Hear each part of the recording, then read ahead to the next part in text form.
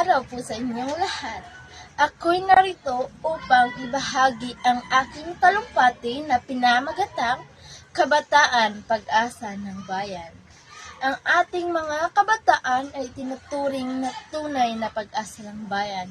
Sila ang nagdadala ng sariwang pangarap, sigla at determinasyon na kinakailangan para sa mas magandang kinabukasan.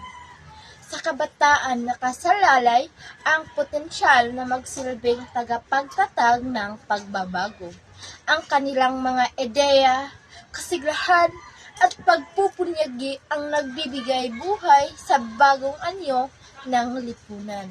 Subalit, kasabay ng pagiging pag-asa ay ang pangangailangang maging responsableng bahagi ng ating lipunan. Dapat natin bigyan ng suporta at gabay ang ating mga kabataan sapagkat sila ay naglalakbay tungo sa kanilang mga pangarap. Ang edukasyon ay isang mahalagang susi upang mapaunlad ang ating kaisipan at kakayahan. Hinihimok ko ang mga kabataan na maging aktibo sa komunidad, maging boses ng mga bagay na kanilang pinaniniwalaan, at maging bahagi ng proyektong naglalayong mapabuti ang kalagayan ng lipunan. Huwag maging apathetic, bagkus ay maging instrumento ng pagbabago. Sa bawat kilos at desisyon ng mga kabataan, naroon ang pag-asa na mas matatag, makatarungan at mapaunlad na lipunan.